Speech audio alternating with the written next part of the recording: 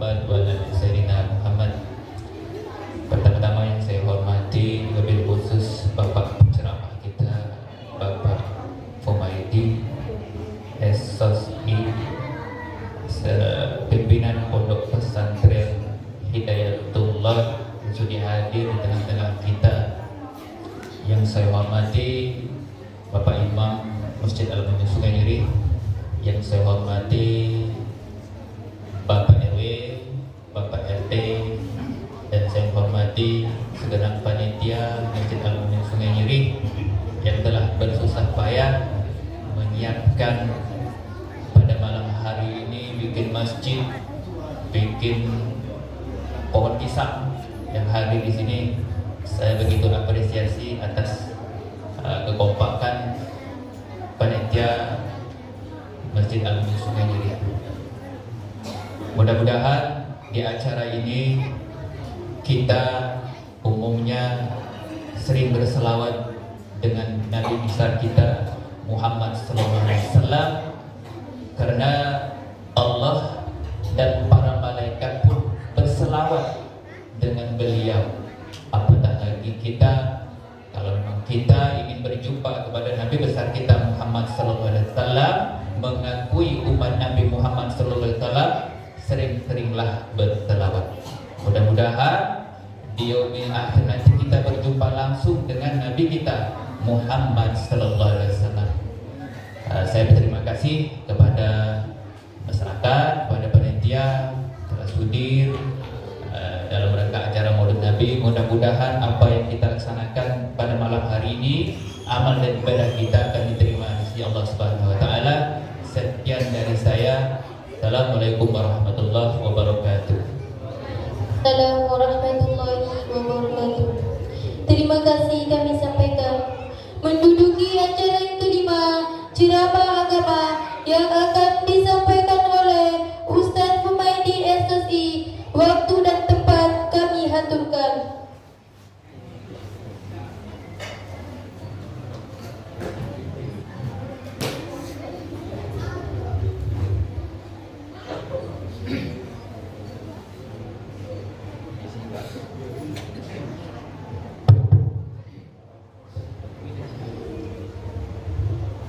Bismillahirrahmanirrahim. Assalamualaikum warahmatullahi wabarakatuh.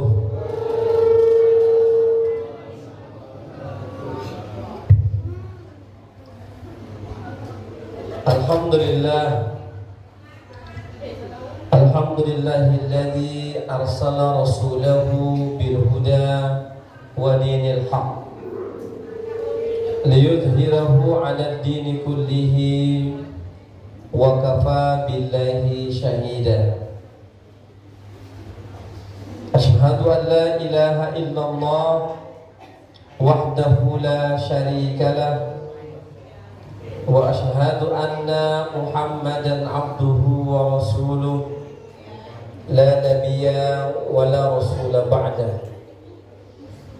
Inna Allah wa malaikatahu yusalluna 'alan nabi ya ayyuhalladzina amanu sallu 'alaihi wa sallimu taslima.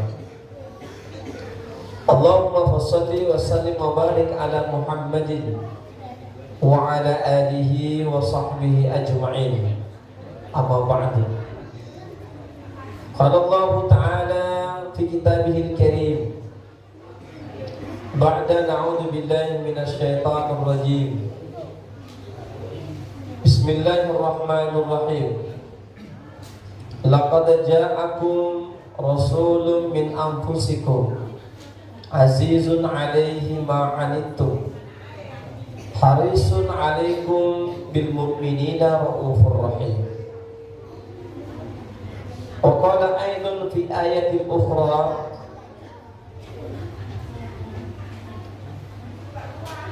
Qul in kuntum tuhibbunallah fattabi'uni yuhibbukumullah wa yaghfir lakum dhunubakum. Wa qala an-nabiy sallallahu alaihi wasallam innama bu'istu liutammima makarimal akhlaq. Atau kama qala Nabi sallallahu alaihi wasallam, amma ba'du. Yang saya hormati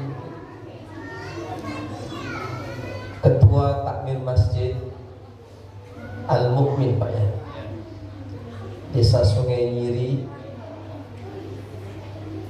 perangkat desa, RW, RT yang hadir di masjid ini yang saya hormati, orang tua kami, Bapak Imam Masjid, tokoh agama, tokoh masyarakat yang tak dapat saya sebutkan satu persatu namanya,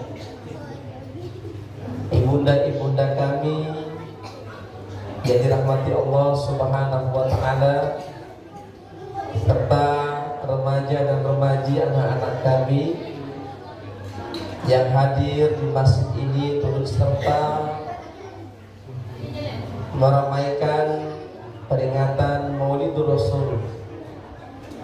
Mudah-mudahan kehadiran kita di masjid ini menambah kebaikan dan pahala yang akan kita raih nanti di akhirat. Amin.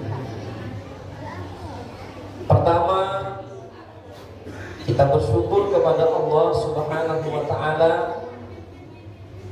bahwa kita bisa hadir bersama-sama di masjid ini dalam rangka untuk satu kegiatan, satu acara, yaitu peringatan Maulid Nabi Sallallahu Alaihi Wasallam. Saya kaget begitu masuk kok ada pokok pisang gitu. Pokok pisang ada pula telur tergantung di situ. Nak ngambil tadi satu Pak Ketua. Tapi takut pula nanti ditengok sama budak-budak di sini. Ini Ustaz ngambil pula satu. Ini adalah tanda bahagia kita. Ya, alhamdulillah. Saya baru tengok ada pokok pisang sekalian daunnya. Biasanya hanya pokoknya saja. Daunnya tak dibawa masuk dalam masjid. Ini daunnya sekalian. Masya Allah. Ini kelewat batas kebahagiaan itu. Tapi tak menambah. Itu tanda mahabbah kita kepada Rasulullah. Ya. Kalau tak begitu budak-budak ini tak ada datang ke masjid. Ya kan? Begitu ditengok banyak telur, banyak hadiah, maulah dia datang. Para jamaah sekalian yang dirahmati Allah Subhanahu wa Ta'ala, tentu kita bersyukur kepada Allah. Dan lebih jauh kita bersyukur karena pada malam hari ini kita semua hadir di masjid ini dalam rangka meluahkan kebahagiaan. Meluahkan kebahagiaan. Semoga Allah Subhanahu wa Ta'ala menambah rasa cinta kita kepada Rasulullah. Amin. Salawat dan salam tidak lupa kita sampaikan kepada baginda Rasulullah Sallallahu Alaihi Wasallam. Allahumma salli ala Sayyidina Muhammad wa ala ali Sayyidina Muhammad. Bapak-bapak, ibu-ibu, para jamaah yang dirahmati Allah Subhanahu wa Ta'ala, saya kesini ini sudah sering. Ya, terakhir kemarin ada acara Ramadan tahun lalu kalau tidak silap saya. Ya, di doa bersama di rumah makan, tapi tak jadi rumah makan. Sempat sholat di sini, maka ketika panitia, mohon maaf nih, suaranya agak storeng. Kayaknya nanti kalau ada yang kaya di sini bolehlah dibantu.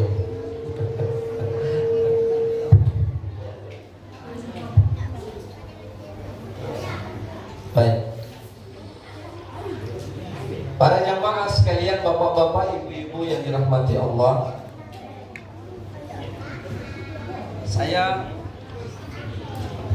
kita lanjutkan.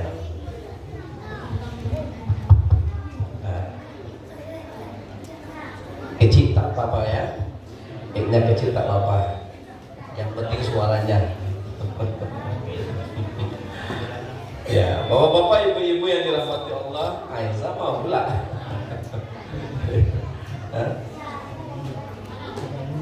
Oh, agak mundur ya. Nah, seperti ini kira-kira. Allah Subhanahu wa Ta'ala, malam hari ini kita semuanya sepakat hadir di Masjid Al-Mu'min dalam rangka untuk meluahkan kebahagiaan. Sepakat ya? Meluahkan kebahagiaan, menampakkan kebahagiaan, menjaharkan kebahagiaan. Apa dalilnya Ustaz? Kalau ada di sini yang menanyakan dalil-dalil maulid nanti ya. Ada yang menanyakan dalil-dalil maulid. Ini saya sampaikan satu dalilnya cukup dah.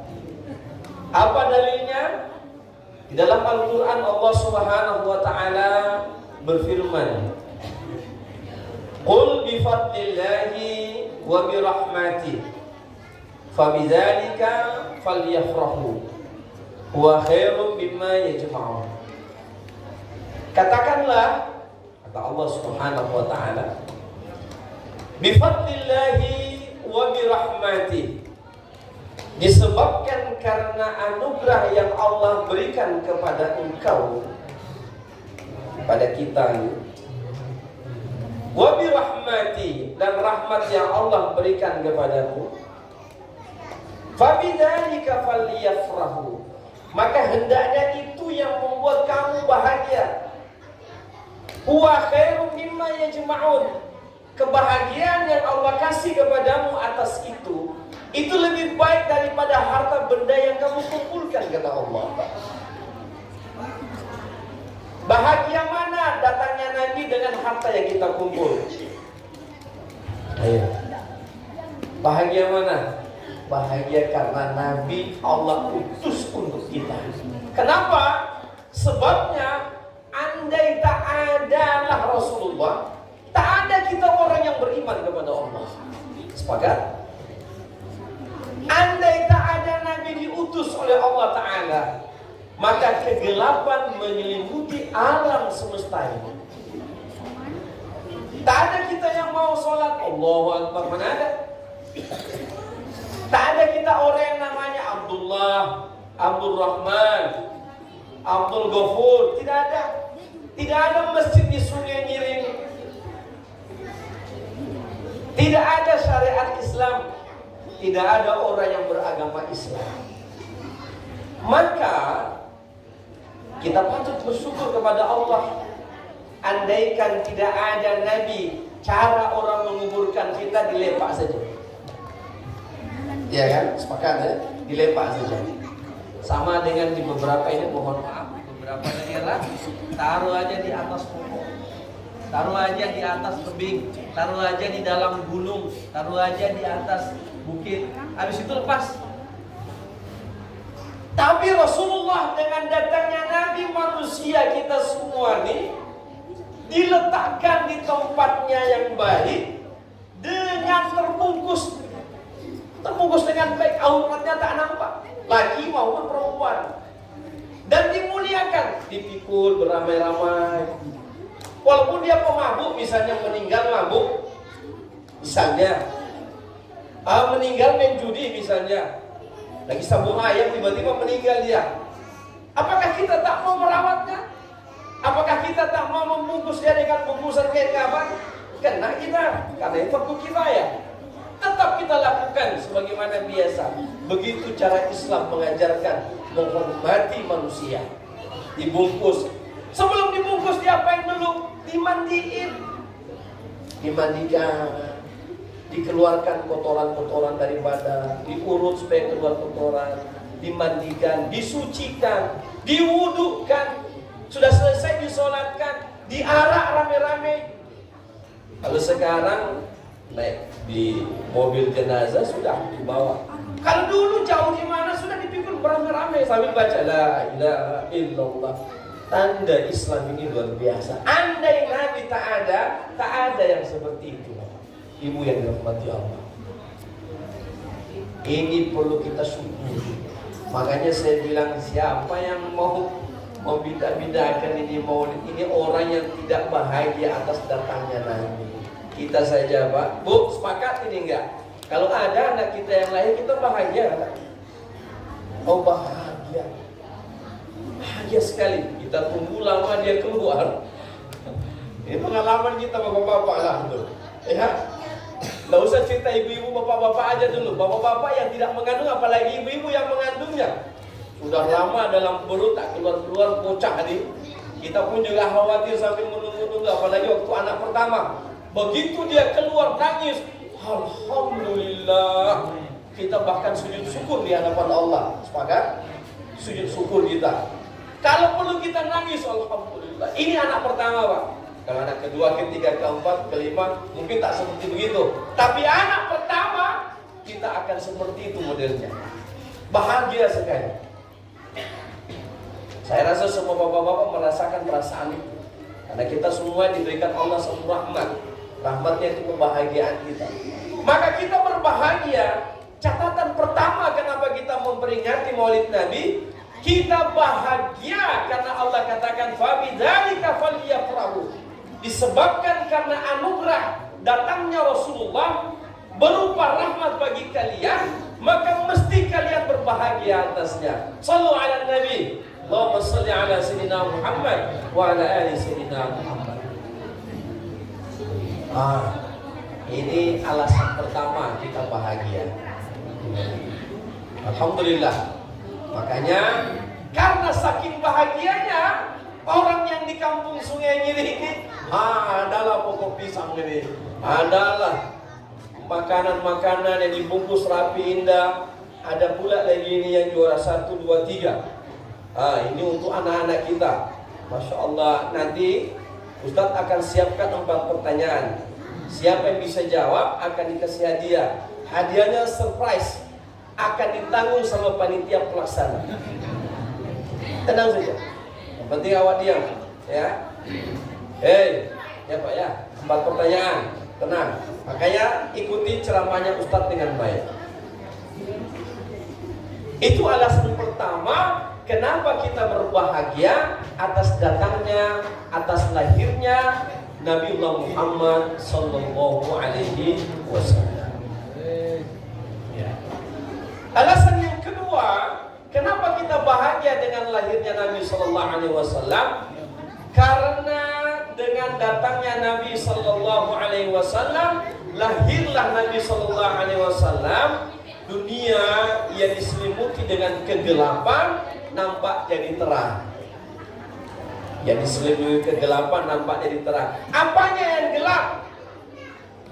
Seperti yang saya katakan tadi, orang nyembah berhala di zaman jahiliyah.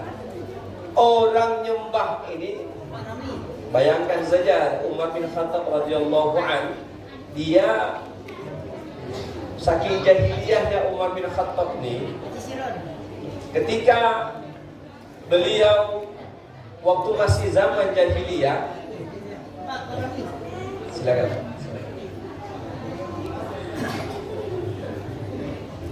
Saya lanjutkan.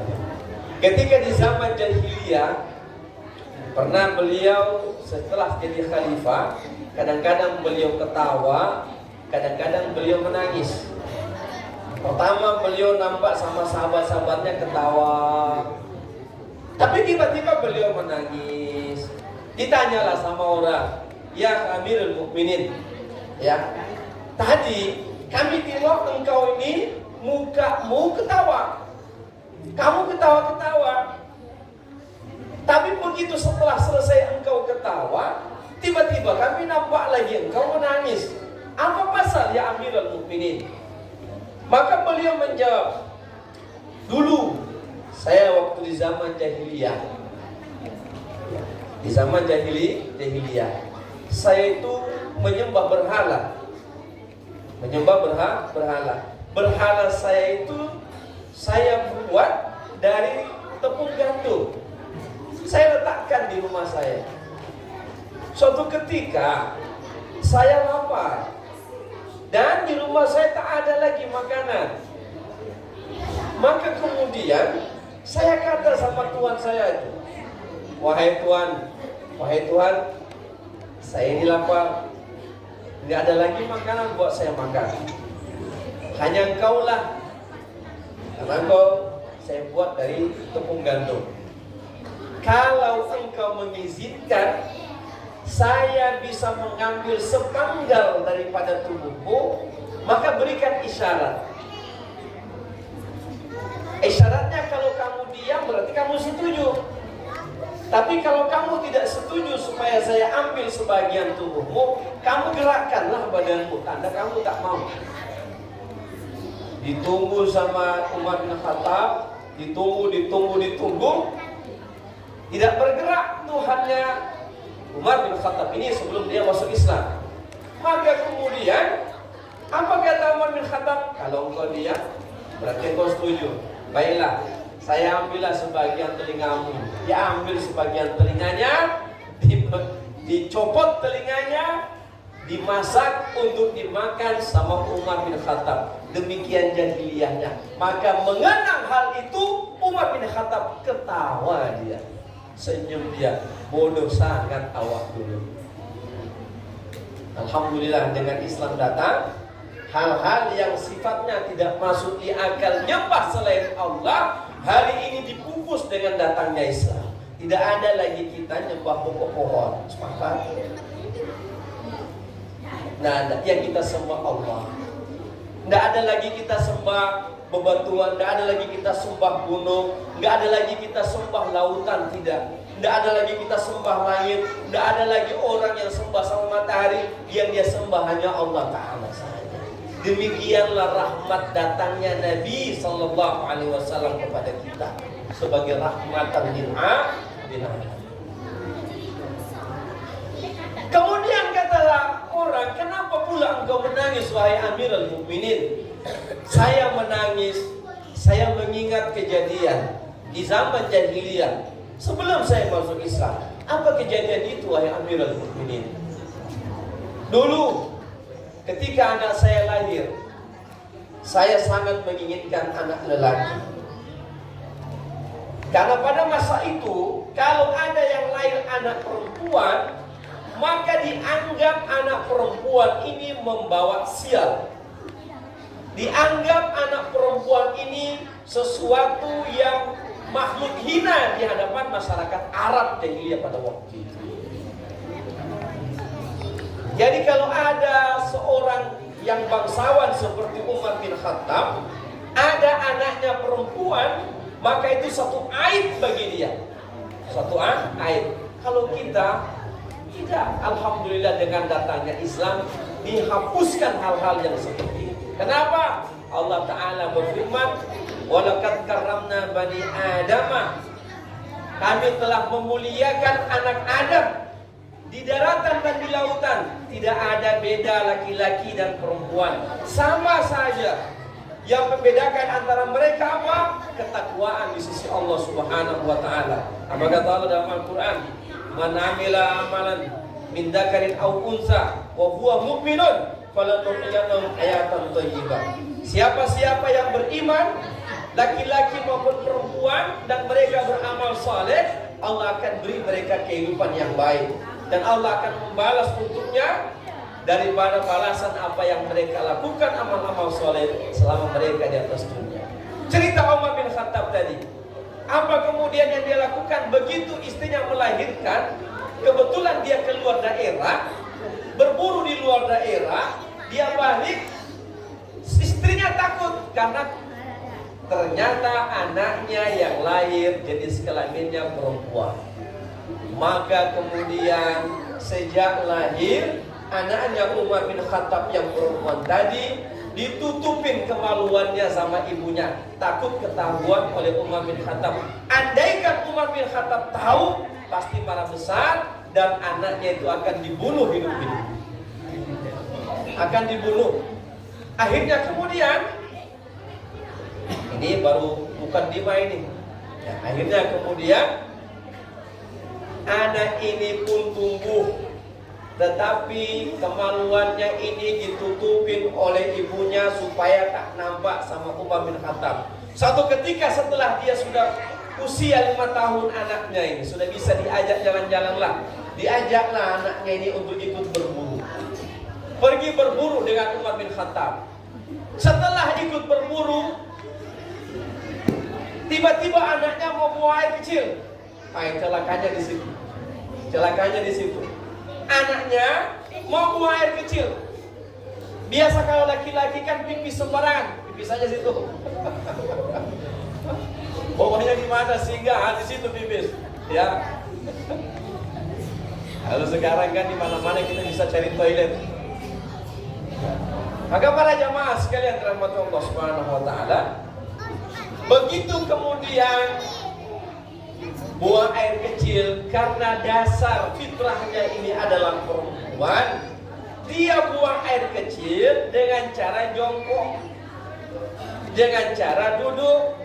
Biasanya laki-laki berdiri, tapi kalau sekarang akhlak Islam mengajarkan laki-laki perempuan hendaklah ketika buang air kecil kita duduk. Kita duduk supaya air seni kita tidak terpancar di pakaian kita, dan takut nanti kalau kita gunakan untuk sholat tidak sah dipakai untuk sholat karena terkena najis. Maka para jamaah sekalian maka Allah Subhanahu wa taala, anaknya Umar bin Khattab ini kemudian ditengok duduknya kencing. Kencing sambil duduk. Kaget Umar bin Khattab. Anak saya rupanya perempuan. Tanpa basa-basi dia marah sama istrinya, tapi marahnya dia diam saja. Dia kemudian datangi padang pasir, digalinya padang pasir itu, digalinya tanah, kemudian usia-usia kayak budak-budak kita inilah. Bayangkan itu betapa sedihnya Umar bin Khattab. Dia juga sedih. Mau dibiarkan hidup, dia malu. Namanya Umar bin Khattab, bangsawan, orang takut sama dia. Jadi aib bagi dia. Kalau tidak dibunuh aib bagi dia, dibunuh dia sudah sayang. Andaikan sejak bayi saja tahu, dia mungkin dia tidak bagaimana sayang. Kita kalau sudah usia 5 tahun kayak begitu sudah bisa diajak ke sana kemari, pasti tambah sayang kita sama anak-anak. Ya. Maka para jamaah sekalian, rahimani wa rahimakumullah, melihat hal itu kemudian Umar bin Khattab radhiyallahu anhu langsung caranya dia setelah sudah dia gali kuburan,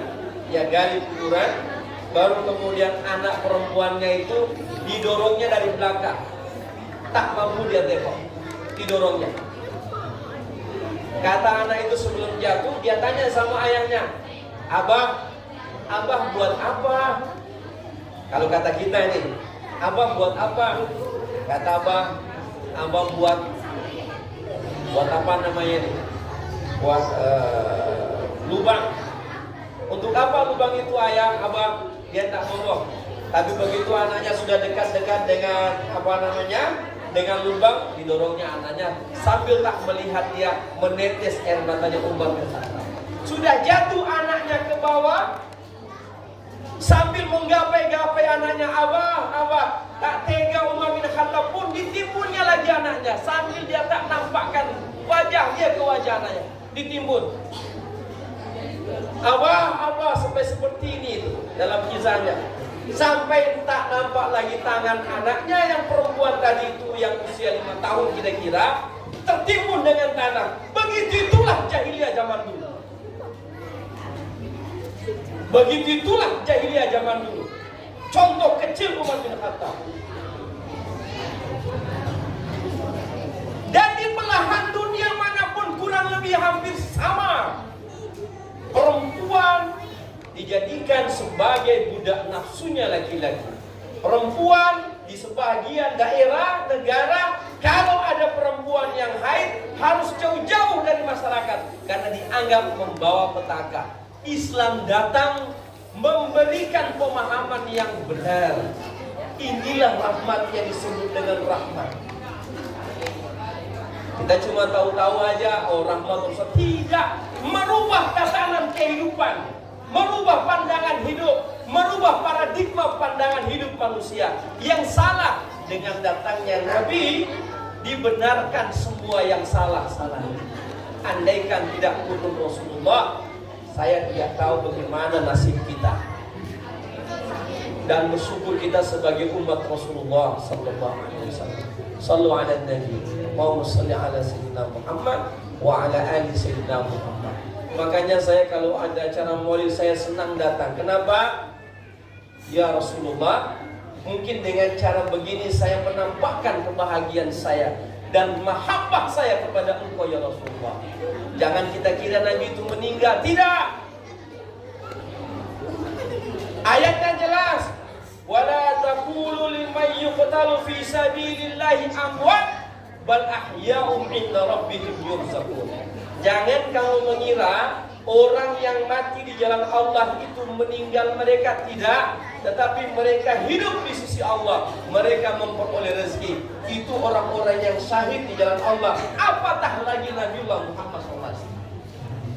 Maka kata Rasulullah, kalau malam Jumat itu rajin-rajinlah kalian bersolawat kepada. Besok malam Jumat ya. Misalnya ini malam Kamis, besok malam Jumat. Mulai masuk sore rajin-rajin bersolawat. Kenapa? Kata Nabi SAW, nanti solawat kamu itu akan dihantarkan malaikat kepadaku. Kemudian kata Rasulullah, ditanya sama sahabat, ya Rasulullah, engkau sudah meninggal, bagaimana bisa solawat ini sampai kepadamu? Inilah yang disebut dengan yang tadi dijelaskan Allah dalam Al-Quran. Kita mengira meninggal, tetapi sesungguhnya mereka itu. Bahkan sebagian ulama mengatakan, ketika ada umatnya yang berbuat salah, maka dosa umatnya itu diperlihatkan sama Rasulullah. Humaini buat tadi dosa, ini dakwah umatmu ya Rasulullah. Rasulullah sedih. Ini oleh maulid malam hari ini, mulai sekarang kita jaga diri. Kalau mau buat Nabi senang, pertama sholawat tadi itu yang saya sampaikan, kita rajin bersolawat di malam Jumat. Ya kata Nabi SAW, sesungguhnya jasad para Nabi tidak dimakan oleh tanah. Ini kata Rasulullah SAW. Nah, ulama menyampaikan dalam tafsirnya bahwa tidak hanya sholawat yang dihantarkan oleh malaikat kepada Rasulullah, tetapi amal-amal kebaikan umatnya akan diperlihatkan kepada Rasulullah sampai Rasulullah senang. Kayak gini nih, kita merayakan maulid, kita mengingat Rasulullah, kita mengenang beliau atas jasa-jasanya. Tidak hanya kita bersolawat kepada yang tadi kita sudah sampaikan, kita siapkan waktu kita untuk menampakkan kebahagiaan kita atas lahirnya beliau, atas diutusnya beliau sebagai Rasul. Maka kemudian amal kita ini diperlihatkan sama Rasulullah, beliau bahagia. Sama juga kalau kita buat dosa. Sama juga kalau kita buat dosa. Kalau kita buat dosa, Bapak Ibu yang dirahmati Allah, kita punya dosa itu diperlihatkan sama Nabi. Maka Nabi di kuburan sana merasa sedih. Kok ada umatku lagi.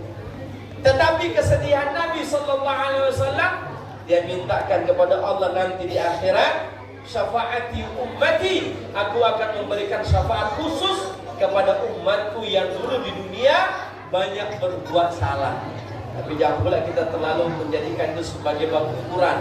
Jangan. Banyak-banyaklah kita beribadah di atas muka bumi Allah Subhanahu wa taala. Baik, itu alasan yang kedua.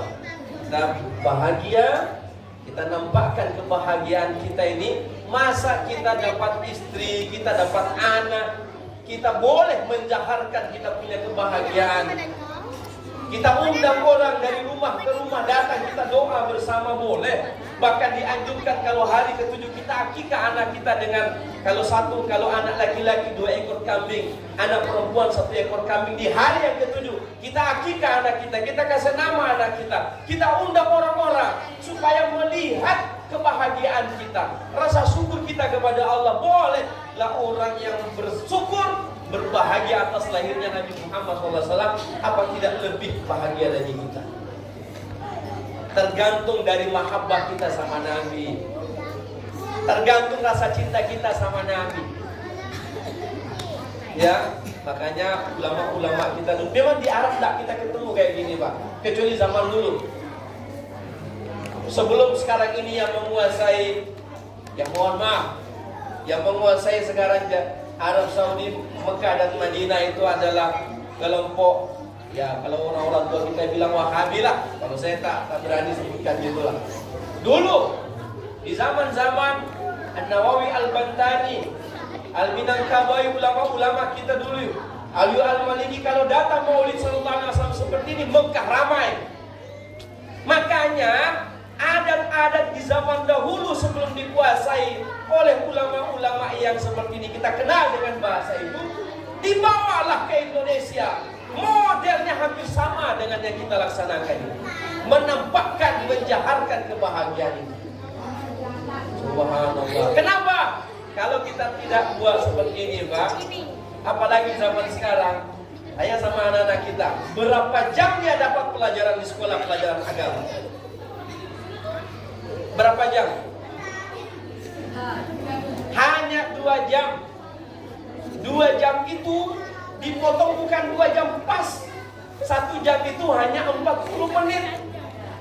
Kadang 1 jam itu hanya 30 menit. 35 menit kali 2 berapa? Tak sampai 2 jam. Hanya 70 menit. Banyak mainnya daripada seriusnya. Mana dia tahu nanti nabinya kalau begitu. Kita ini jadi kayak begini nih, karena waktu kecil acara kayak begini kita datangin, lari sana, lari sini, ceramah juga ustadznya capek-capek juga, anak-anak kecil lari sana, lari sini, biarin saja. Dia kenang itu, oh ada Maulid Nabi, ada telur, tuh telur sana. Nanti kalau sudah selesai berebutlah sana. Yang kita hadir dulu masih kecil bukan dengar ceramahnya ustadz. Yang kita hadir waktu masih kecil dulu tidak hanya telur, ada juga uang-uang recehnya dulu. Saya ingat betul dulu di kampung, tidak hanya telur digantung dan itu uang-uang receh. Dan di kampung saya, mohon maaf, saya orang Sulawesi, tidak hanya pokok pohon kayak gini Pak, masjidnya besar dibuat, di dalamnya ada nasi kuning, nasi merah, nasi putih, macam-macam. Itu yang membuat tertarik masyarakat untuk hadir, baik Maulid Nabi maupun Isra Milad. Kenapa tradisi yang bagus ini bisa hilang? Hanya gara-gara ada orang mengatakan bid'ah. Bid'ah dari mana ente baru lahir sekarang? Dulu dari dulu sudah dibuat sama orang-orang tua kita, ulama-ulama kita dahulu. Sekarang aja ini saya datang ke kota kok nggak ada. Makanya saya seringkali bilang, buatlah. Jangan ada orang datang hanya minum air putih, sama saja di rumah. Tapi kalau buat acara begini menarik. Kenapa orang kalau manggung itu orang tertarik, lebih tertarik datang ke tempat panggung. Karena datang artis-artis yang joget-joget, budak-budak kita pula yang banyak di depan nengoknya.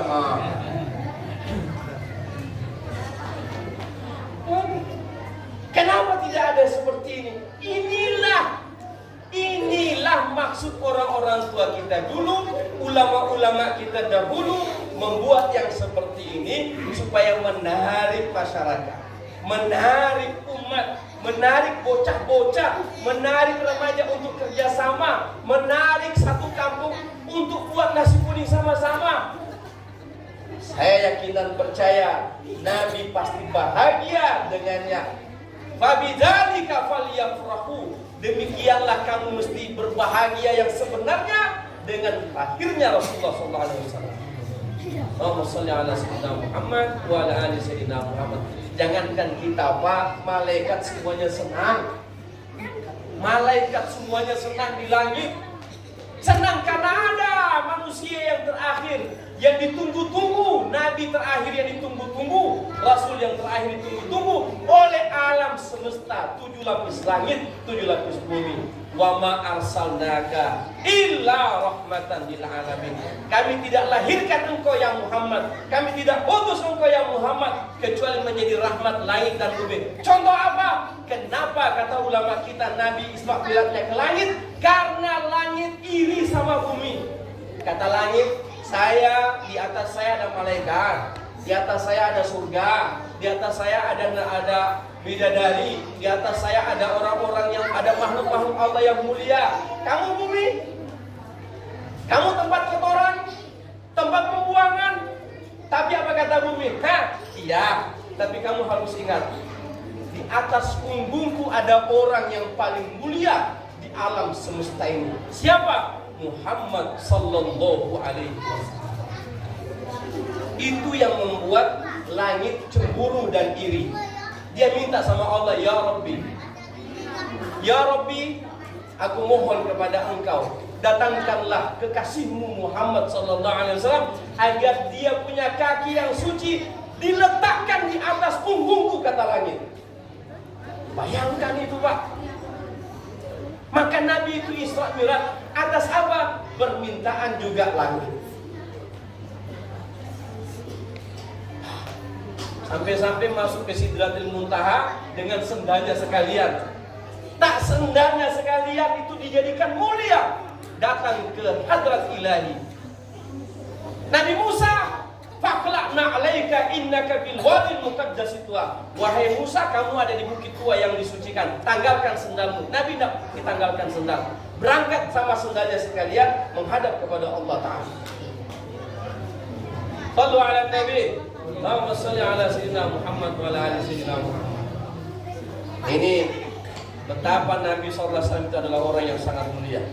Boleh minta es. Rahimani wa rahimakumullah. Kalau kita bahas terlalu banyak sekali kemuliaan yang ada pada diri Nabi. Tapi apakah sampai di situ kita hanya mendengarkan cerita? Tidak. Tidak boleh kita hanya sampai mendengarkan kisah-kisah, cerita-cerita kemuliaan beliau saja. Bagaimana? Apa tujuannya kita bermaulid? Apa tujuannya kita memperingati maulid Nabi? Yang pertama, untuk menumbuhkan rasa cinta kita kepada beliau. Caranya bagaimana? Yang pertama, dengar sejarahnya, tahu kisahnya, tahu orangnya. Kita sudah sering kali dengar bagaimana Nabi SAW sangat indah wajahnya. Ketika disandingkan oleh sahabat mengatakan disandingkan wajah Nabi dengan wajah rembulan, lebih indah dan bercahaya lagi wajah Rasulullah SAW. Diketahui Nabi lewat dari tempat itu karena bau aroma tubuh Rasulullah yang sangat harum. Bahkan para ummahat kadang-kadang ketika Nabi tertidur, Nabi berkeringat, jatuh keringatnya ditampung oleh sahabat Nabi sebagai berkah baginya karena bau keringat Nabi SAW beda dengan bau manusia. Kalau kita jangan coba-coba, ibu-ibu jangan coba-coba tampung. Ya, tapi kalau Nabi, karena namanya Arab Saudi kan, Arab itu kan panas. Dulu tak ada AC dah. Orang di bawah pokok pohon aja panas. Nah, Nabi pernah suatu ketika keringatnya jatuh, ditampung sama sahabat Nabi. Ya, ditampung sama-sama karena aroma tubuh Nabi sangat harum. Ya, aroma keringatnya pun juga harum. Rasulullah SAW orang yang sangat istimewa. Tak dapat kita cerita semuanya karena keistimewaan beliau. Yang kita bagaimana caranya supaya kita ini bisa cinta sama beliau? Pertama, sholawat. Rajin-rajin sholawat. Pertama, rajin-rajin kita bersolawat kepada Nabi. Sahabat dari ini ya. Ada tadi yang sholawat ya, siapa yang sholawat? Bocah, ada yang tahu sholawat nggak? Temani Ustaz sholawat sini. Sini, satu orang atau dua orang boleh lah. Nanti dikasih aja. Hah? Boleh? Haikal bisa? Ibu-ibu yang sholawat yang dihafal apa? Sallallahu ala Muhammad, itu ya? Hafal ya? Boleh kita sama-sama? Sambil kita pegang dada atau kita kaki ibu dah usah bawa bapak mungkin, atau direnungkan untuk menumbuhkan rasa cinta kepada Nabi. Boleh ya? Ya. Ya, kita rasakan kehadiran Nabi SAW di majelis kita. Kita rasakan beliau melihat kita. Kita rasakan bersama-sama bahwa beliau menyaksikan apa yang kita buat. Beliau mendengarkan sholawat kita untuk beliau. Satu, bismillah, kita mulai. Sallallahu ala Muhammad, sallallahu alaihi wasallam, sallallahu ala Muhammad, sallallahu alaihi wasallam. Bang Samsul. Bang Samsul. Sebentar ya Bu ya. Atau suara saya tak sampai. Kalau ini memang penyanyi. Beliau apa namanya? Artis keyboard yang profesional, Tanjung Pinang Bintang. Sallallahu ala Muhammad, sallallahu alaihi wasallam, sallallahu ala Muhammad, sallallahu alaihi wasallam. Ya, sama-sama.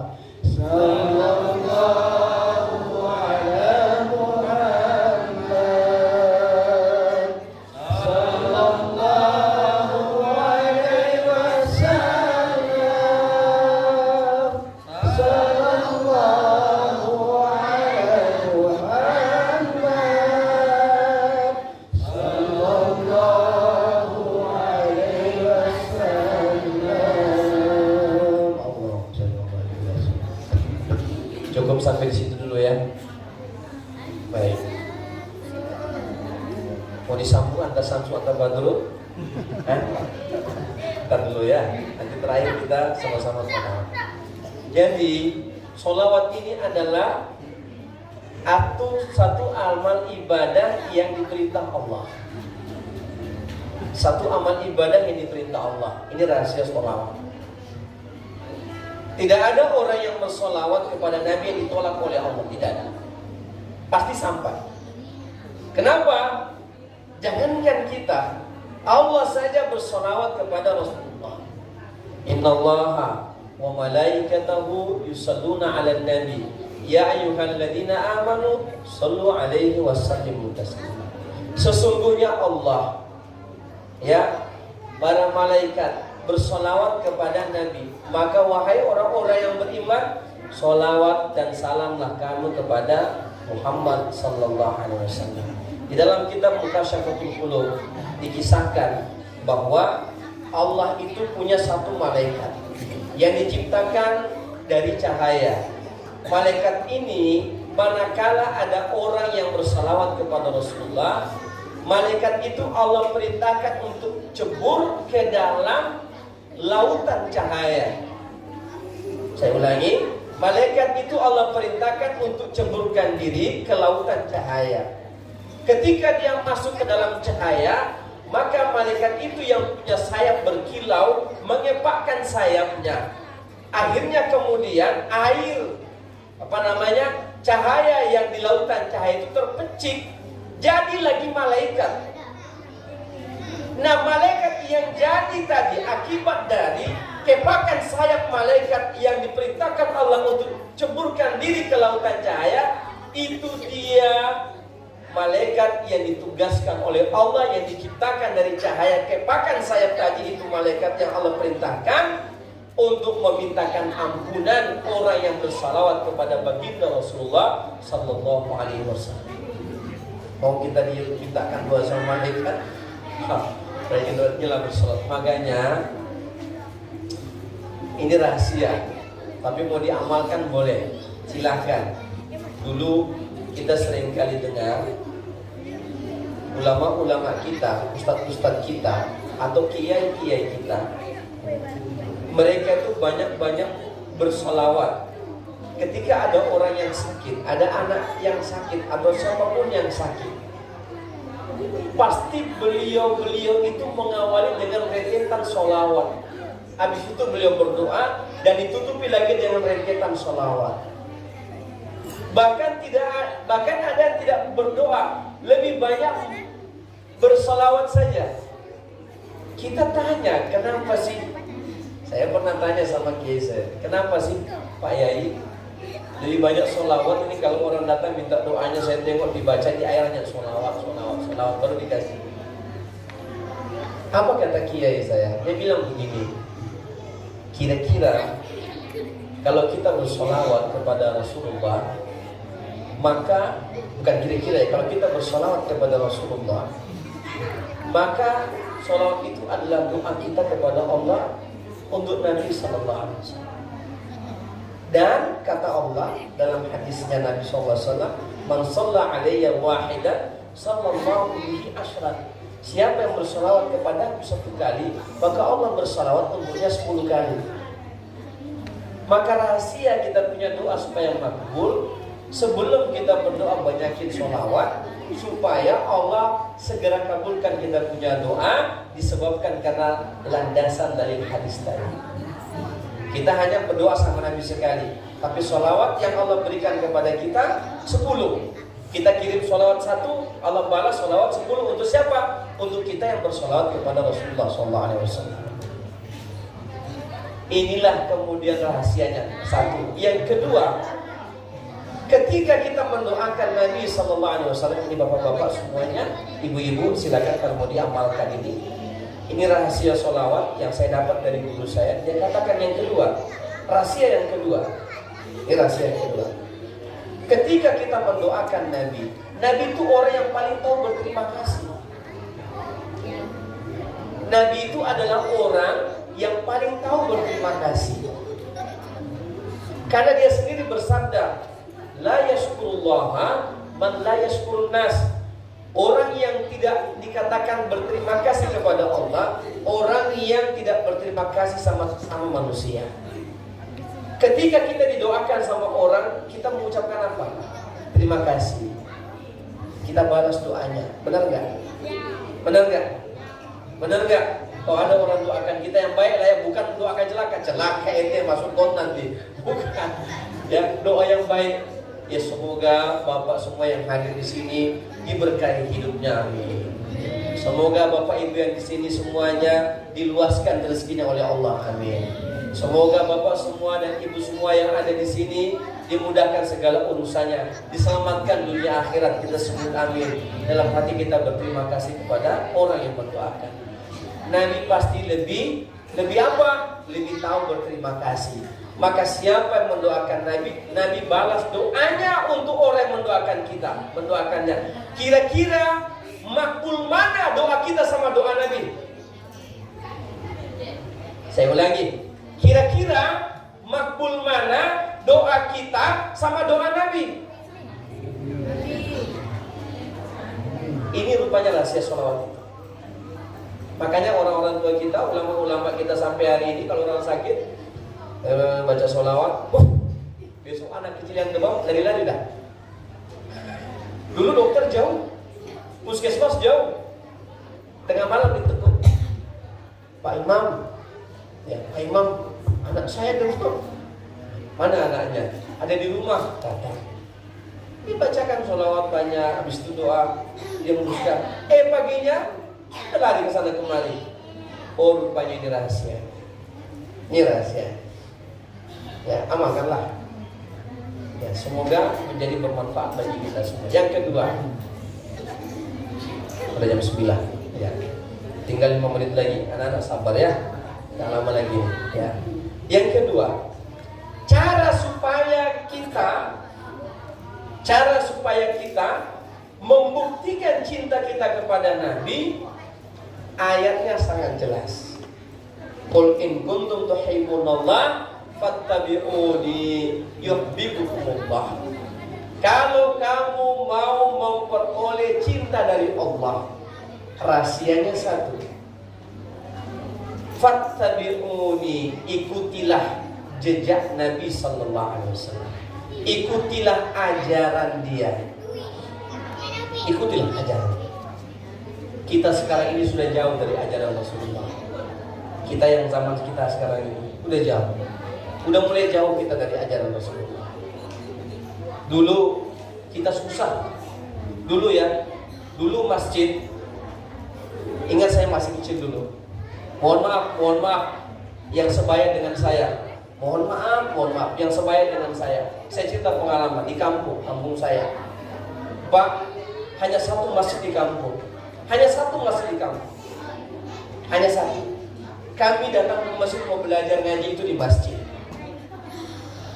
Kami datang ke masjid itu pakai obor. Datang ke masjid. Belajar ngaji.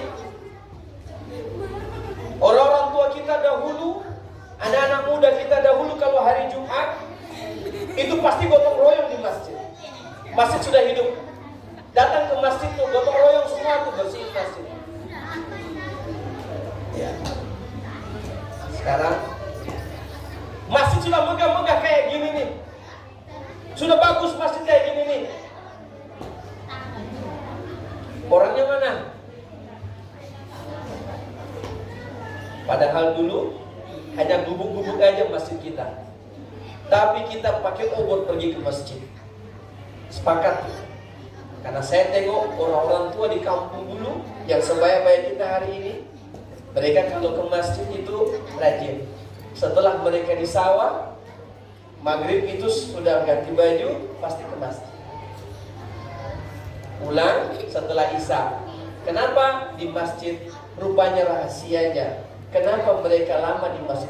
Saya baru dapat buka kitabnya di satu kitab. Ada hadis dalam kitab Mutahhab Ahadits.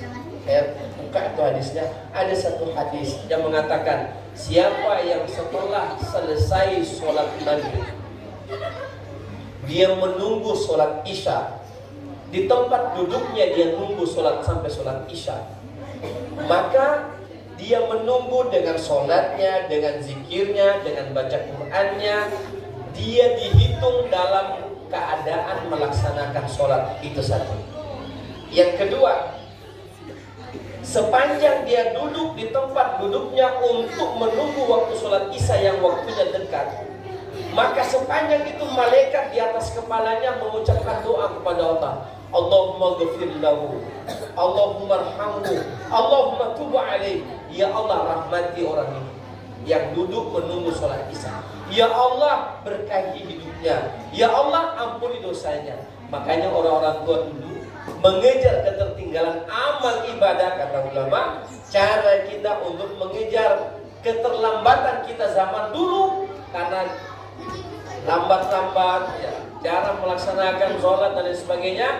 Amalkan waktu, intadirus sholati ba'da sholat, menunggu waktu sholat ke sholat lainnya. Setelah sholat maghrib maksudnya, tunggulah sholat isya. Tidak usah pulang ke rumah. Apa yang mau dicari di sana? Tunggulah di masjid. Kalau anak kecil, ngajilah. Remaja-remaja yang sudah bisa, ngajilah. Hidupkan kembali kita punya suasana agama. Akhir-akhir zaman ini sampai ke sini nih, masya Allah. Ya, tapi alhamdulillah di sini saya tengok sopnya, banyak yang sholat isya banyak. Itu tanda orang-orang di sini memakmurkan rumah Allah Subhanahu Wa Taala. Nabi sebelum meninggal, ini saya pangkas ceritanya sampai beliau meninggal. Kenapa saya tutup dengan masalah sholat, Bapak Ibu yang dirahmati Allah? Tahu enggak, ketika Nabi itu sudah mau wafat, waktu subuh hari, dia keluar dari masjid, dari rumahnya. Rumah Nabi dekat dengan masjid. Kira-kira dari sini seperti itulah mihrab masjid.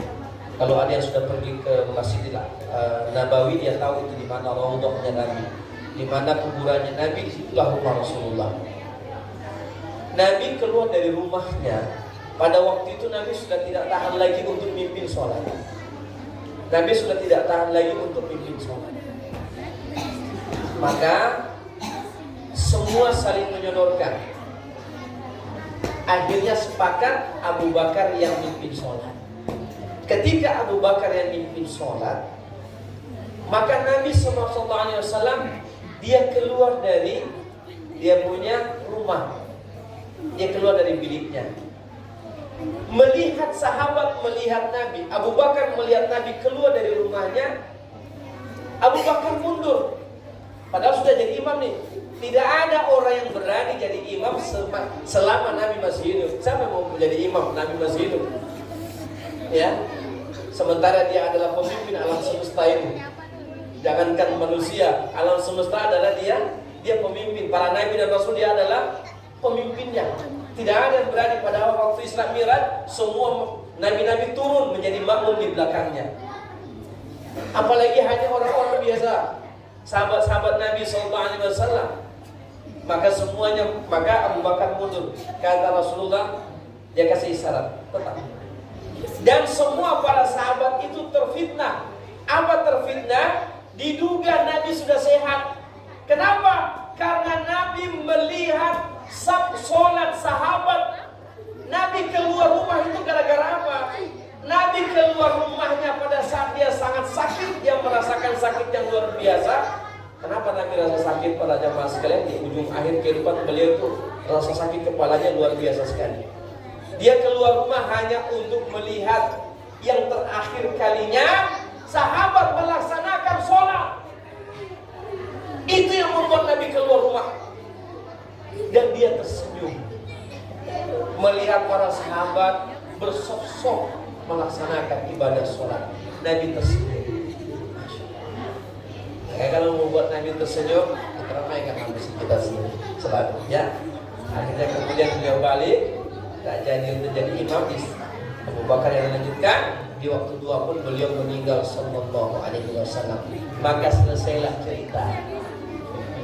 Ya, bapak-bapak, ibu-ibu yang dirahmati Allah Subhanahu wa taala. Saya tutup ya. Kisah Maulid Nabi sallallahu alaihi wasallam ini adalah tumbuhkan rasa cinta kita kepada Rasulullah dengan cara banyak bersolawat. Yang kedua, untuk kita memperoleh mahabbah kepada Nabi, ikutilah ajarannya. Kerjakanlah apa yang dia tinggalkan kepada kita sebagai sunnah. Semampu kita. Karena kalau mengikuti semua sunnah Nabi, tak mampu kita. Tapi paling tidak ambil satu sunnah Nabi. Apa itu? Contoh, datang ke masjid, sholat berjamaah, itu sunnah. Ambil itu aja. Istiqomah sampai mati. Kenapa mau sholat berjamaah? Saya mengikuti sunnah Nabi. Udah. Ada yang mau ambil puasa Senin, Kamis enggak, hanya Senin. Kenapa puasa Senin? Karena Nabi lahir di hari Senin dan Nabi puasa di hari Senin. Saya ngikutin sunnah Nabi. Itu tanda kita cinta sama Nabi. Carilah amal-amal sunnah dan istiqomahlah dengan satu amalan sunnah itu. Insya Allah kalau begitu hidup kita akan ketemu sama kanjeng Rasul nanti di yaumil mahsyar. Saya rasa demikian yang dapat saya sampaikan. Semoga kita semua yang ada di tempat ini menjadi orang-orang, menjadi umatnya yang dirindukan oleh Rasulullah SAW juga. Qulu qawli hadza wa astaghfiru lakum. Wassalamualaikum warahmatullahi taala wabarakatuh. Assalamualaikum warahmatullahi wabarakatuh.